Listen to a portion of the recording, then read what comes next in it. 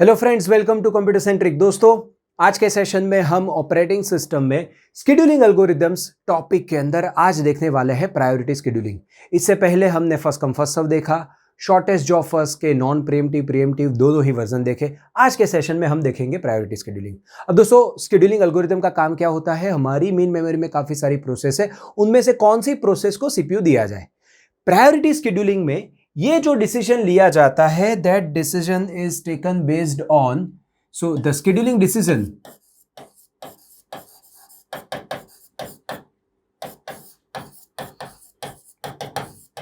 so the scheduling decision is taken based on the priority of the process.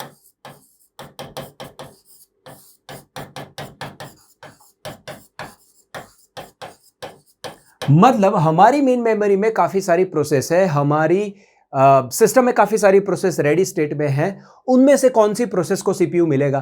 तो भाई, जिस process की priority सबसे ज्यादा है उस प्रोसेस को सीपीयू पहले दिया जाए, और जिस प्रोसेस की प्रायोरिटी सबसे कम है उस प्रोसेस को हम लास्ट में चांस देंगे, राइट? अब इसके भी, ये जो प्रायोरिटी शेड्यूलिंग है दोस्तों, इसके भी दो वर्जन है।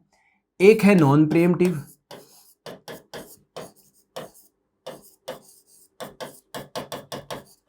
अब ये नॉन प्रीएम्प्टिव वाले केस में क्या होगा भाई? मान लीजिए अभी मेरी मेन मेमोरी में जितनी भी प्रोसेस है उनमें से सबसे ज्यादा प्रायोरिटी वाली प्रोसेस को मैंने सीपीयू दे दिया, वो रन हो रही है। उसके बाद कोई ऐसी प्रोसेस है कि जिसकी प्रायोरिटी अभी जो प्रोसेस रन कर रही है उससे ज्यादा है, फिर भी इन case of non pre-emptive version हम जो अभी प्रोसेस रन हो रही है उसके पास से सीपीयू नहीं ले लेंगे, right? So once a CPU has been allocated to the process, we can't take it back until and unless process gives us back, right? तो in case of non preemptive ये होगा, जबकि in case of preemptive दूसरा version है दोस्तों preemptive।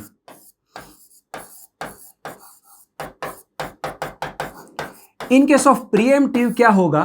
अभी जो process run हो रही है, ठीक है, उसकी प्रायोरिटी जो नई प्रोसेस आई है उससे कम है, मतलब नई आई हुई प्रोसेस की प्रायोरिटी ज्यादा है, तो अभी जो प्रोसेस रन हो रही है उसके पास से हम सीपीयू ले लेंगे और जो नई प्रोसेस आई है उसको दे देंगे, right? So in case of preemptive what we can say that if the priority of current running process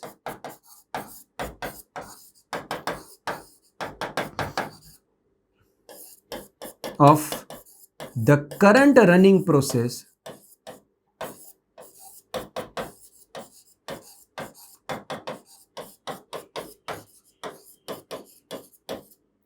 is less than the priority of newly arrived process,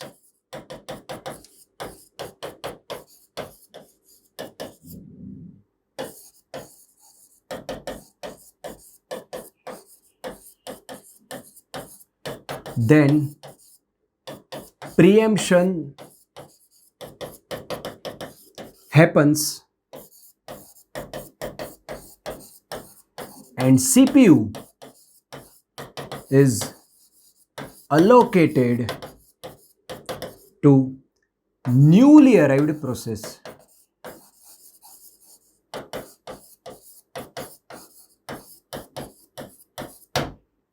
right? तो अभी जो प्रोसेस के पास CPU है उसकी प्रायोरिटी जो नई process I है उससे कम है, तो सीपीयू इस प्रोसेस के पास हम ले लेंगे, और जो नई आई प्रोसेस है जिसकी प्रायोरिटी हाई है उसको हम सीपीयू दे देंगे, राइट? तो ये है दोस्तों प्रायोरिटी शेड्यूलिंग। चलिए अब इस प्रायोरिटी शेड्यूलिंग को हम एग्जांपल के साथ समझने की कोशिश करते हैं। सबसे पहले हम नॉन प्रीएम्प्टिव प्रायोरिटी शेड्यूलिंग को देखेंगे। तो हमारा जो डेटा है, हमारा जो क्वेश्चन है, वो हमने आगे जो एल्गोरिथम देखे उसके जैसा ही है। हमारे पास 4 प्रोसेस है, P1 P2 P3 P4। उनके अराइवल टाइम है 2035, बर्स्ट टाइम है 4754, and in addition to this information, in case of priority scheduling हमारे पास प्रोसेस की प्रायोरिटी भी दी गई होगी, and that priority is 4251, right? With 5 is considered to be highest priority and 1 should be considered as the lowest priority, right? तो यहां पर जो नंबर हाई है उस प्रोसेस की प्रायोरिटी हाई है, जो नंबर लो है उस प्रोसेस की प्रायोरिटी लो है, ये गिन करके चलना है। चलिए, तो अब इसमें किस प्रकार एग्जीक्यूशन होगा?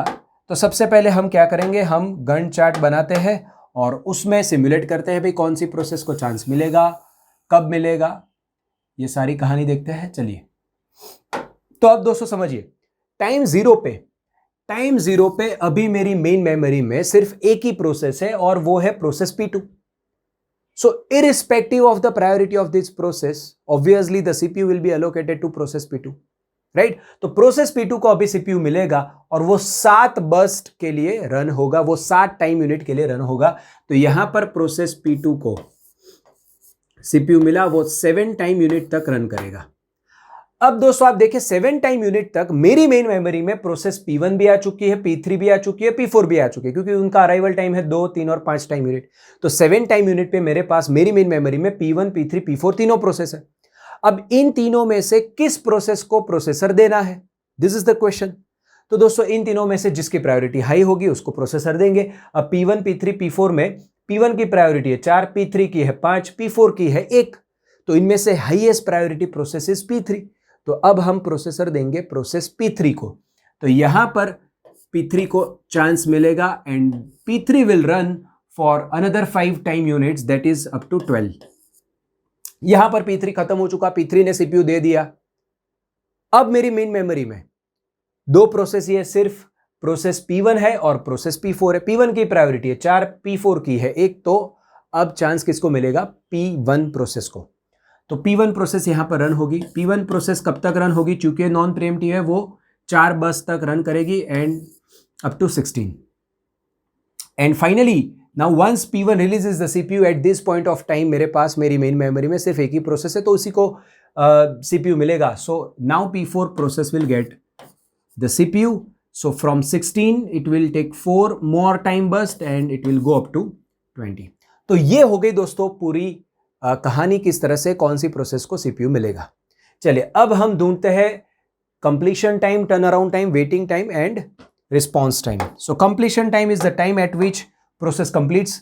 तो P1 कौन से टाइम पे कंप्लीट होती है, इट कंप्लीट्स एट 16. P2 का कंप्लीशन टाइम क्या है, 7. P3 का कंप्लीशन टाइम क्या है, 12. और P4 का कंप्लीशन टाइम है दोस्तों 20. Right, so this is completion time. Next let us calculate turn around time. दोस्तों टर्न अराउंड टाइम क्या होता है, completion time minus arrival time. Process I, उसके बाद उसको कंप्लीट होने में कितना टाइम लगता है. सो turn around time for process P1 would be 16 minus 2, that is 14. P2 it is 7 minus 0, 7. P3 it is 12 minus 3, that is 9. And for P4 it is 20 minus 5, that is 15. Right, next let us calculate waiting time. Waiting time मतलब the amount of time unit the process has waited in the ready queue और in the main memory, right, and that we can calculate like turnaround time minus burst time, right? So for process P1 the turnaround time is 14, burst time is 4, so 14 minus 4 it is 10. For process P2 7 minus 7 it is 0. Process P3 9 minus 5 it is 4. And for process P4 the turnaround time is 15, burst time is 4, so the waiting time is 11 time minutes. So this is what the waiting time for all process P1, P2, P3 and P4. Next is the response time. भाई process जब आती है उसके बाद तुरंत पहला response कब generate करती है. तो अब दोस्तों P1 की बात करें, सो P1 आई है, P1 का अराइवल टाइम है 2 और उसने सबसे पहला रिस्पॉन्स जनरेट किया 12 टाइम यूनिट पे. So 12 minus 2 that is 10, that would be the response time. Similarly process P2 आई है 0 टाइम यूनिट पे और उसको 0 टाइम यूनिट पे ही प्रोसेसर मिल चुका सबसे पहली बार. So 0 minus 0 that is 0.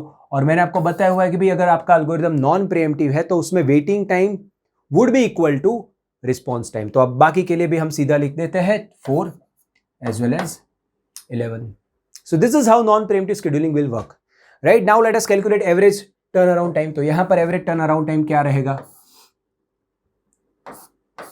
So 14 plus 7 that is 21, 21 plus 9 that is 30, 30 plus 15 that is 45.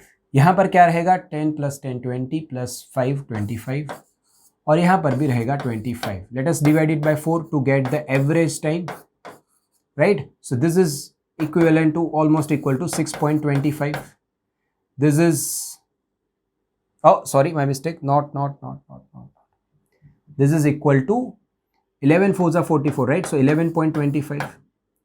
This is equivalent to 6.25. This is also 6.25. So this is average turnaround time, average waiting time, average response time for the given question for non-preemptive priority scheduling. अब आप यहां पर देखें, यहां पर मैंने process P2 को सबसे पहले प्रोसेसर दिया था, वो 0 से 2 टाइम यूनिट तक चली। अब 2 टाइम यूनिट पे प्रोसेस P1 आई और प्रोसेस P1 की प्रायोरिटी P2 से ज्यादा है, फिर भी हमने P2 के पास से प्रोसेसर लिया नहीं, क्योंकि ये नॉन प्रीएम्प्टिव वाला वर्जन था। अगर हम प्रीएम्प्टिव वाला वर्जन देखें तो वहां पर हम प्रोसेस P2 के पास से प्रोसेसर ले लेंगे और P1 प्रोसेस को दे देंगे, क्योंकि उसकी प्रायोरिटी P2 से ज्यादा है, राइट? तो चलिए देखते हैं प्रीएम्प्टिव वाला वर्जन। अब प्रीएम्प्टिव वाले वर्जन में चलिए सबसे पहले गंट चार्ट की शुरुआत करते हैं। Same data is same, now we are moving towards the preemptive version. तो चलिए मैं टाइमलाइन बनाता हूं। So this is the timeline, right? चलिए, सो एट टाइम जीरो मेरी मेन मेमोरी में सिर्फ एक ही प्रोसेस है और वो है प्रोसेस P2। तो 0 टाइम पे प्रोसेस P2 को CPU मिलेगा। अब P2 को कब तक CPU मिलेगा? जब तक और कोई नई प्रोसेस नहीं आती है। जब नई प्रोसेस कोई आती है तब जाकर के शेड्यूलिंग डिसीजन लेना पड़ता है।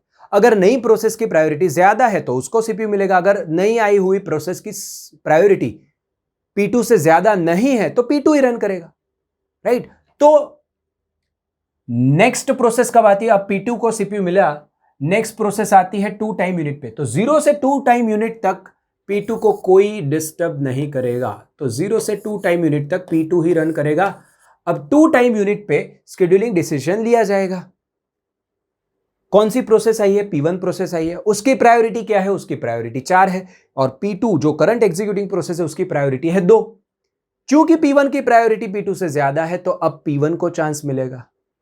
P1 रन करेगा, कब तक रन करेगा? जब तक नेक्स्ट प्रोसेस नहीं आती। नेक्स्ट प्रोसेस आती है तब शेड्यूलिंग डिसीजन लिया जाएगा। नेक्स्ट प्रोसेस कब आती है? 3 तक। तो 2 से 3 तक P1 रन करेगा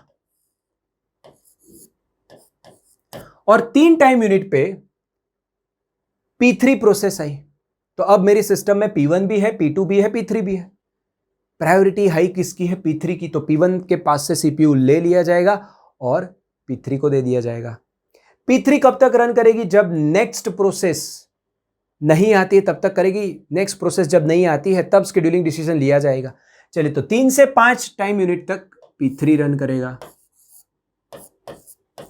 अब 5 यूनिट पे P4 आई, राइट? अब P4 प्रोसेस की प्रायोरिटी क्या है? 1 और P3 की क्या है? 5। तो P3 will continue using CPU, right? तो अब P3 को कोई डिस्टर्ब नहीं करेगा और वो कंप्लीट हो जाएगी। P3 ने टोटल उसको 5 बस चाहिए, उसमें से 2 बस उसे यूज कर दिए, तो और 3 बस तक P3 चलेगा और 8 टाइम यूनिट पे P3 खत्म होगा। ठीक है, तो 8 टाइम यूनिट पे P3 खत्म हो चुका, उसने CPU दे दिया, भाई मेरा काम खत्म। अब यहां पर मेरे पास मेमोरी में P1 है, P2 है और P4 है। इन तीनों में से सबसे हाईएस्ट प्रायोरिटी किसकी है? P1 की है। तो P1 को CPU मिलेगा, राइट? तो P1 को मिला। P1 ने टोटल 4 में से 1 टाइम यूनिट तक CPU यूज कर दिया है, तो बाकी 3 टाइम यूनिट तक P1 यूज करेगा और उसके बाद वो CPU रिलीज करेगा।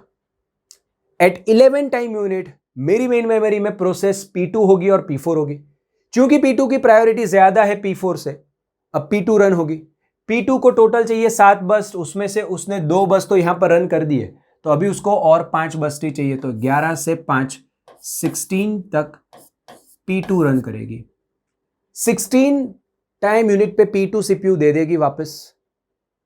अब मेरी मेन मेमोरी में सिर्फ एक ही प्रोसेस है, दैट इज प्रोसेस P4। तो अब CPU मिलेगा किसको? प्रोसेस P4 को मिलेगा और यहां पर प्रोसेस P4 रन करेगी and that is up to 20 time units.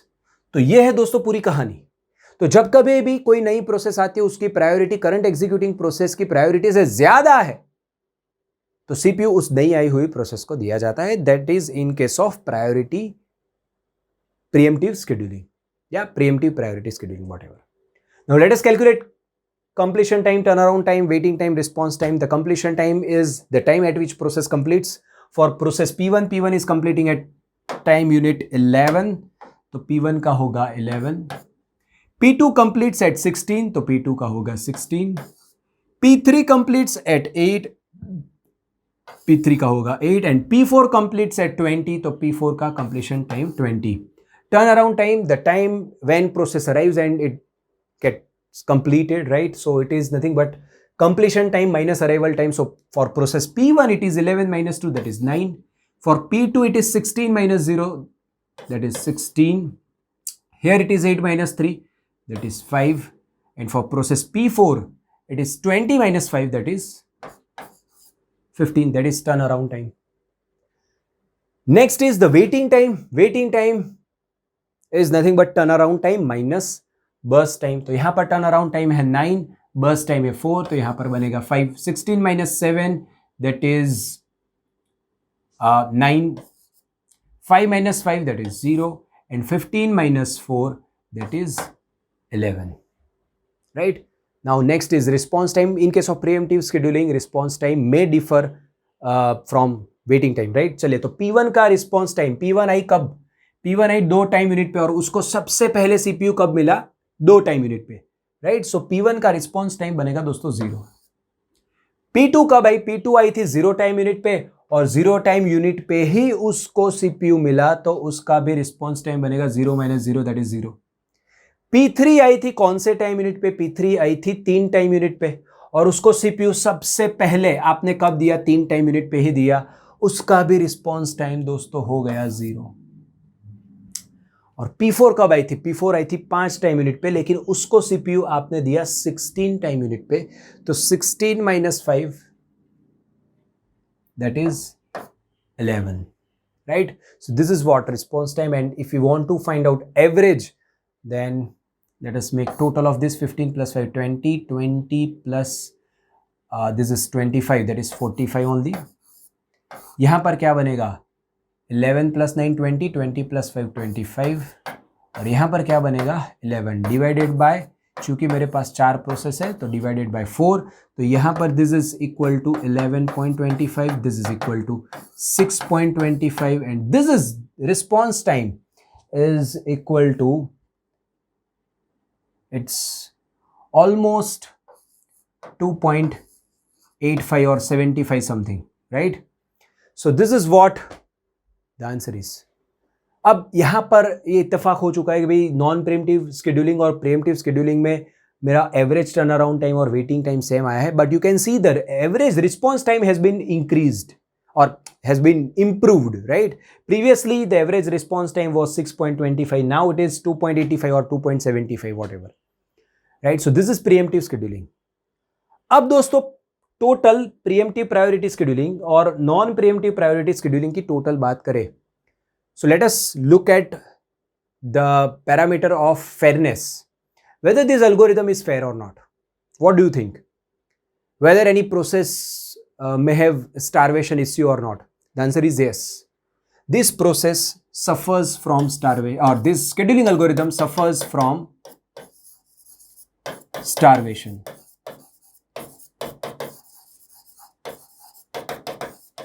This algorithm is not fair or fairness is not achieved in this algorithm. क्यों? क्योंकि मान लीजिए वो नॉन प्रीएम्प्टिव है कि प्रीएम्प्टिव है. नॉन प्रीएम्प्टिव है तो भी नई जो प्रोसेस आती जाती है उन सभी की प्रायोरिटी सबसे ज्यादा है, और जो अभी कोई प्रोसेस मेरी मेन मेमोरी में उसकी प्रायोरिटी सबसे कम है, और बाकी जो भी प्रोसेस बनती जा रही है, नई आती जाती है, उनकी प्रायोरिटी इससे ऑलवेज ज्यादा है, तो इस प्रोसेस को कभी चांस ही नहीं मिलेगा. Whether it is non preemptive priority scheduling और preemptive priority scheduling, both of this versions of priority scheduling suffers from starvation. Fairness parameter is not achieved.